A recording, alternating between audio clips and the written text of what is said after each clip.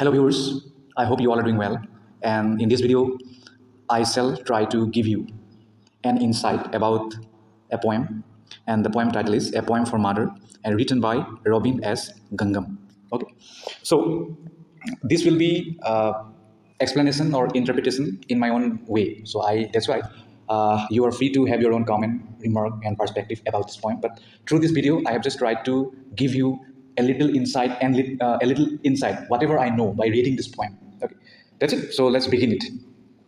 The poem, A Poem for Mother, it is written by Northeast Indian writer or poet from Manipur, and his name is, I have already told you, Robin S. Gangam. Whether it is Gangam or not, that too I don't know. So if you're from Manipur, then you can say about it.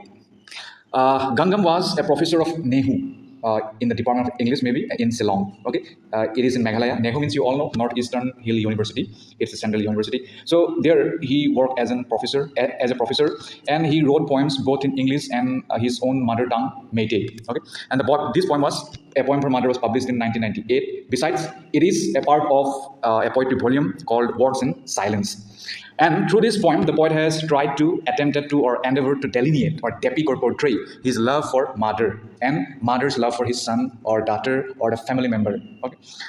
Her mother, here his mother should be written, so the printing mistake is done. His mother, like anyone else's mother, moved heaven and earth to care and manage household duties for the family, for her son and daughter. She is the symbol of carelessness, audacious, determinate, inexorable, obdurate, and unconditional love. His mother left no stone unturned to run their family by doing hard works in the market every day. So that things the poet cannot forget in his entire life.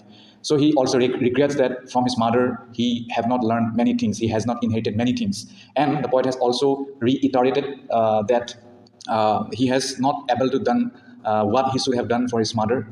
And that thing we will try to know, okay?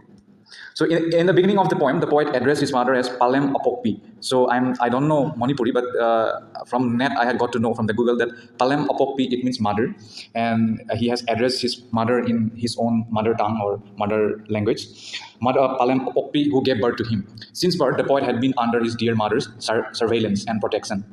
But owing to job, the poet was compelled to leave home or motherland Manipur. Okay, so the irony is, your parents, your mother, your father, all the family members, they will leave no stone unturned to educate you. But after the education, for various reasons, you are compelled to leave your own household, your own family, your own locality, your own motherland. Okay, and that pain one cannot describe through words, right? And that pain the poet has tried to convey or paint or draw through this poetry, through this poem. Owing to job, the poet was compelled to leave home or motherland Manipur 10 years ago. So it is not explicitly mentioned here that he might have come to Meghalaya, Ceylon in the Nehu, but from his biographical point of view, we can say that he might have come to Meghalaya, Ceylon, Nehu to teach students. So after 10 years, he might have written this poem in the nostalgia and reminiscence. And but the poet has elucidated that though the hills of his new place, we can say that Meghalaya, the hills of his new place, Meghalaya, have grown on him, yet he is still the same painfully sized son who had a ravenous appetite for his mother. With a ravenous appetite of his mother, means he was still the same son who had disturbed his mother in a various way that mother, I am hungry, please give me food, like that. When we were child, we too had done the same thing. That thing the poet has tried to convey here. Moreover, the poet reiterated that he is the same boy of her mother who lost many teeth after emptying larder kept by his mother. Larder means it's a stock of food. Okay, so if we try to talk about modern time or current time, then we can say that in our kitchen, our mother still keeps some kind of food, right? Not only in the freeze, in our kitchen. Okay, so from there, many children, they just try to eat things. Sometimes they steal things, food. Okay, food item. So that thing the poet has tried to say that he had to done the same thing when he was a child, and he is the same guy now. Though he had moved from his motherland to this new place, but still he is the same boy to his dearly mother. Okay, so he's saying that when he was a child, so he had emptied larder kept by his mother, and there by eating those things he had lost many teeth.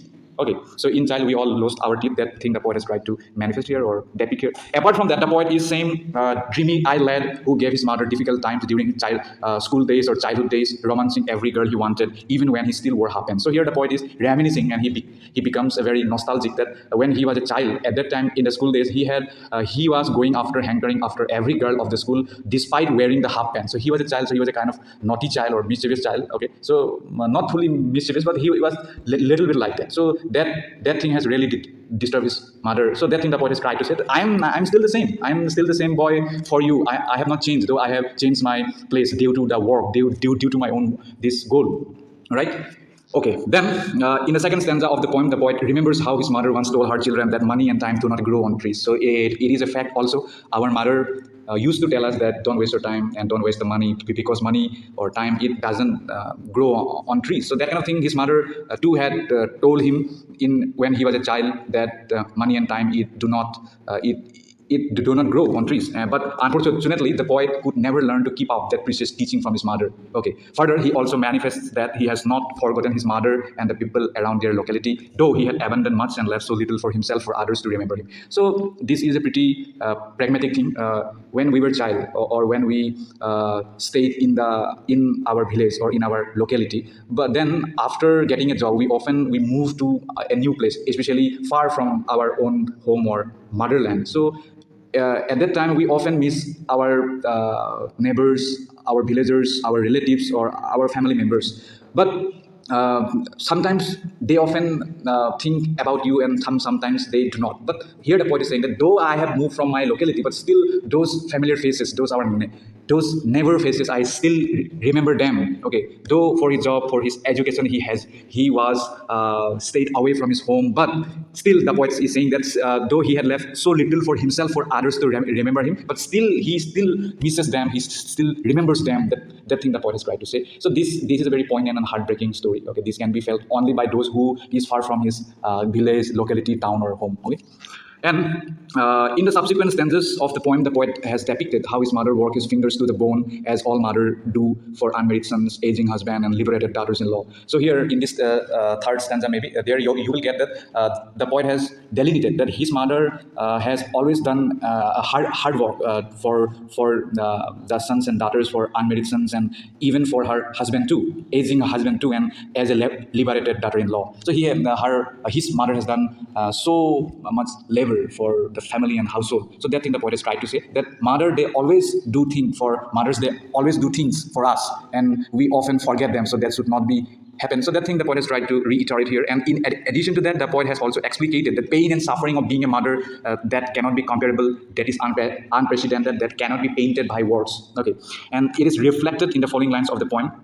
Worried about us for a long time, your lips couldn't burgeon in a smile, lines have furrowed your face, and first sign of snow are on your hair. So through this line, the poet has tried to depict the pain, the trauma, the suffering, and the agony of being a mother. When you are a mother, then you are in charge of the household. So when you are in charge of the household, then you have to take care each and every detail of the family members or household. Then though it is not the prime responsibility of a mother, but still mothers, they think that it is their prerequisite thing to be a mother. So that is the same thing here. The poet is trying to say that his mother has always worried about the family for a long time. That's why his mother's lip couldn't burst in a smile. So his mother has not smiled for a long time, and all in the faces of his mother, long lines have been curved, and it has become like a furrowed. And it seems that the first signs of snow are now about to fall on the hair of his mother. Okay.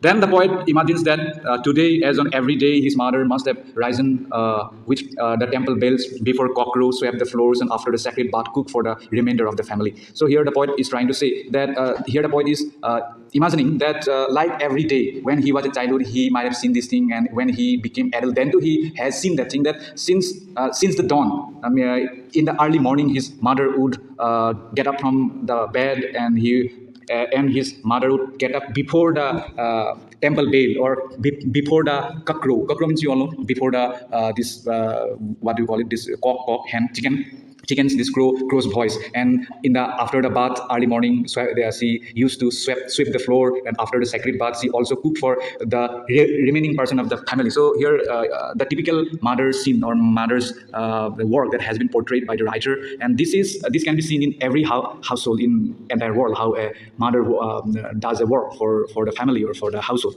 And the poet has also mentioned that he can see her mother returning every dust from the bazaar with her head laden with baskets. On the other hand, the poet also laments that when his mother's hard work will end. So here the poet is saying that I can remember, or still I can imagine how you might have gone to the market, and from in the market you might have tried to sell things, and by selling things when it is time of the evening or dusk time, then you would return to home. So that picture, that scene, I still remember. It still haunts me. So the poet has tried to say things like that, that when it is the time of dusk, then you would come from bazaar with your head laden with baskets. So here the poet is trying to say that his mother often goes to the market and sell things for the family. Then she comes back, and then she again she does the same thing for the family member. So here the poet has also tried to depict that actually in Manipur. So this may not be the point, but as I know this thing, that's why I would like to mention here that in Manipur there is a women market. In the women market, you will only get women, and they were the businessmen. They were selling the things, and there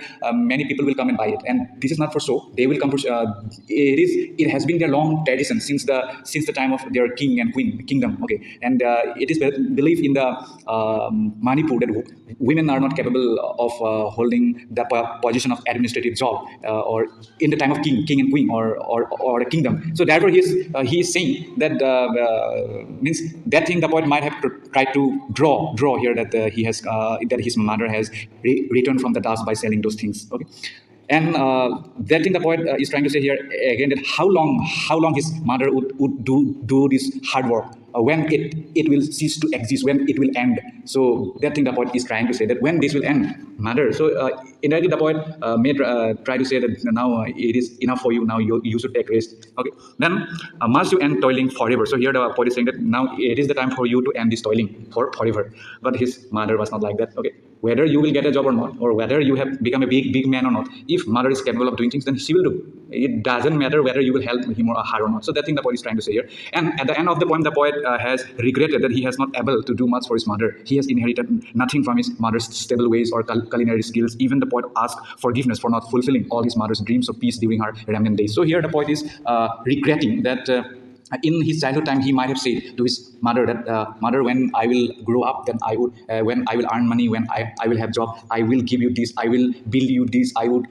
keep you in peace. So that kind of thing our poet or the speaker might have said to his mother. And that thing the poet is now trying to say, that those things I have said to you, and that's why I have now regrets that I have not able to help you in any way. So that pain, that suffering is still with me inside my heart. That thing the poet is trying to say. And he is also trying to say that he has inherited nothing from his mother's stable ways or culinary skills. Culinary skills means how to cook things. We all know that our mother has that capability to cook many foods, many cuisines. So often the girls learn from the mother, but the boy often they do not hesitate to learn. Means they often stay away from learning this cooking thing. So they think that it is the job of their female counterpart, or his wife will do it. So that's a very biased thing. So we should not do that. Okay. So actually, if you can share the bed, then you can also share the kitchen. That's my philosophy.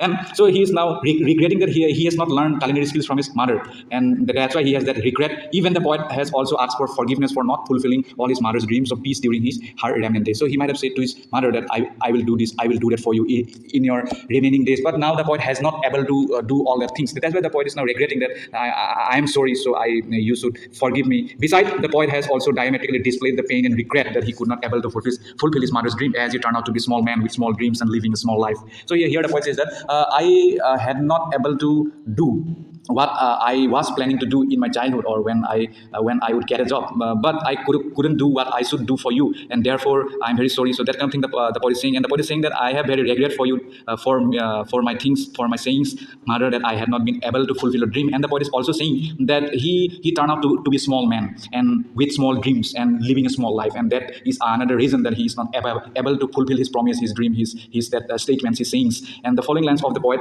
it also limits the agony of the poet. So here from this line we can know how his trauma, how his feelings has been here depicted. I'm sorry, Palem. So here the poet is saying, I'm sorry, mother, I have inherited nothing, that I have not learned anything from you, of your stable ways or culinary skills, of your any works, whether it is about the cooking skill or the working skill. That thing the poet is saying, forgive me for all your dreams of peace during your remnant days. I turn out to be small man with small dreams, living a small life. So yeah, poet is very sad that he is a very small man. He couldn't achieve higher in his life, so and he couldn't do what he promised his mother once. So that thing the poet is trying to say. So that's it. It was from my own perspective. You can have your own perspective. You are open to have your own perspective.